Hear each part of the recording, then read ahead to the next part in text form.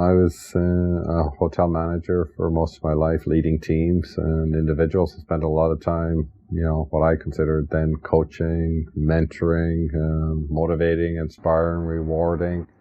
And I said, I'm too young, to fall out of love with work, because I love work. And so I tried to figure out, what is it that I'm really good at? And in essence, I coached myself. I looked at what are my strengths, what are my gifts, what's important to me from a value set positioning, and so it became very clear to me that I have this philosophical orientation, to really want to help people.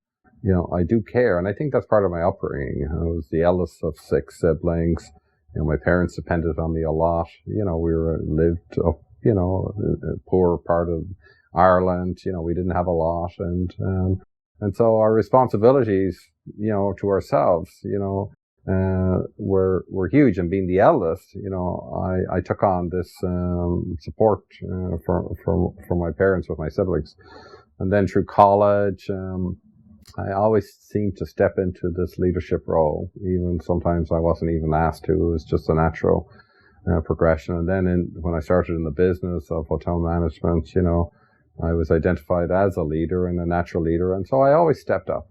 And I enjoyed working with people. I enjoyed solving problems, fixing situations. And I said, well, how can I translate that into a new career? And so I said, well, I can go back to school and I can become a coach. And that's what I did. I spent 2 years at the Adler Institute in Toronto. It's a coaching school, the premier coaching school in Canada, affiliated with University of Toronto.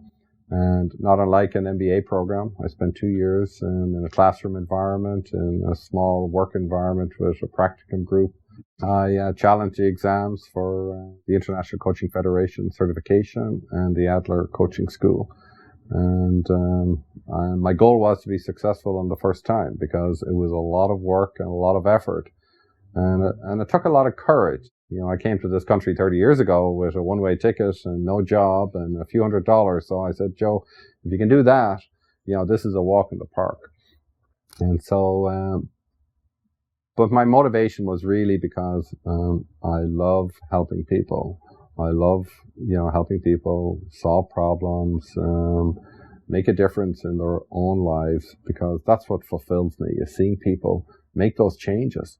And because I know what it feels like myself, I've been through it, and I know the rewards that come with, putting yourself out there and stepping off, the ledge, as it were, and knowing that it's going to be okay.